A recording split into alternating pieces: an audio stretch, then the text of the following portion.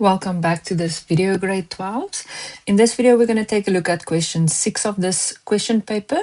The first thing that they tell us is to give the correct answer rounded off to 2 decimal places specifically for this question. But usually when we work with finances, we automatically round off to 2 decimal places unless they state otherwise, because with money, we work with 2 decimals. Okay. So the first person says a person established a trucking company. The first truck he buys costs 750,000 Rand and it depreciates at 25% per annum on the reducing balance method. So then we've got to think of the formulas for depreciation. However, due to inflation, so that's a different formula, the price of a new truck appreciates at 10% per annum. So the first question asks us to calculate the depreciated value of the truck after 4 years. So this formula we can find on the formula page. And when it is the reducing balance method, we use this formula. The other name they can use for reducing balance is also the diminishing balance method or the carrying value method. So we've got to know those specific names. So the P amount is the amount that we originally paid for the truck. And then this interest rate is 25%. So I like to write my percentages as a fraction. And then it says after 4 years, so I'll end the years is 4. If we type this into the calculator, we get this amount. And just be sure that you round off to 2 decimal places. In the next question, it now says calculate the value of a new truck in 4 years' time. That means that we have to now calculate the inflated rate at 10%. So again, this is also on the formula sheet. Inflation works on the compound interest formula. Like this. So the cost now is 750,000 Rand. And then the rate that it inflates with is 10%. So again, I like to write it as a fraction. And this is over a period of 4 years. When we now type this into the calculator, the new price of a truck will be this value. In the next question, still part of the same finance question, it now says that this person plans to replace the value or replace the original truck in 4 years using it as a trade-in and to pay the remaining amount in cash.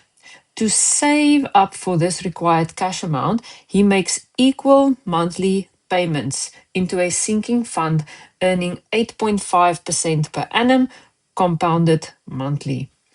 He then makes the first payment at the end of the first month of the 4 years and his last payment at the end of the 4-year period. Now it asks us to calculate each monthly installment he pays into the sinking fund. So the moment they talk about a sinking fund, we have to think about future value formula because he is now saving this money for the future. And they also tell us that he makes equal monthly payments. So that's another clue that we have to use the future value formula. Before we can use it, we just need to figure out a few things. So he wants to save the difference. He is going to trade in the old truck. So we've got to think of the depreciated value after 4 years that we calculated in the first part of this question. And then we also have to use what the cost of a new truck will be to figure out how much cash he has to give in 4 years' time. So the first thing that we can work out is the cash price that he will have to save up for. So we're going to take the new price after inflation, which we calculated in number 2. And we are going to subtract the depreciated amount that we calculated in number 1.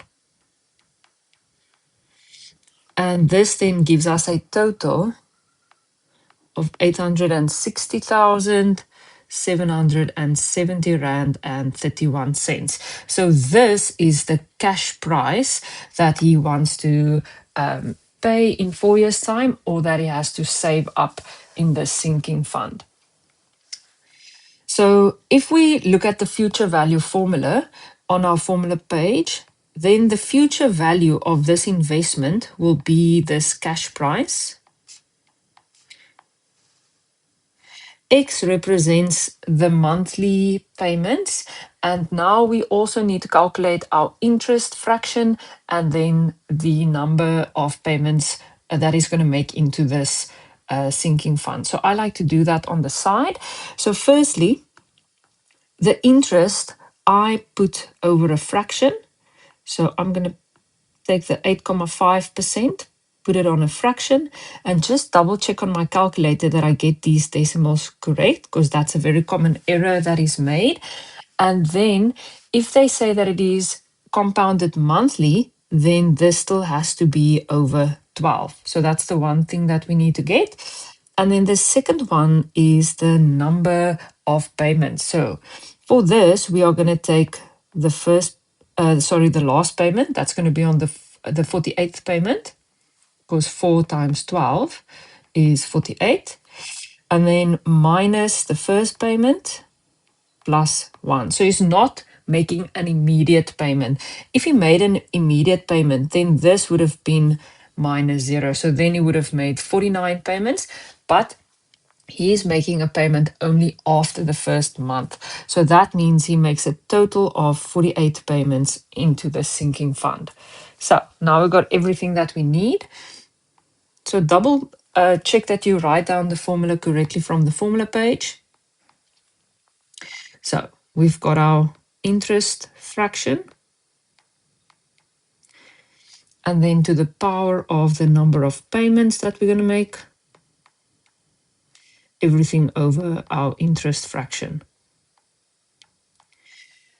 Then we got to make sure that we get X alone, because that represents the monthly installments. So to get X alone, we're going to first multiply the denominator away.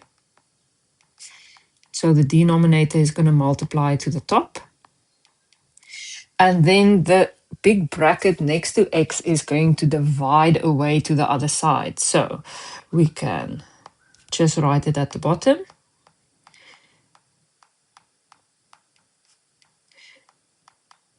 And then we can put this entire calculation into the calculator to get the final installment that he has to pay into the sinking fund.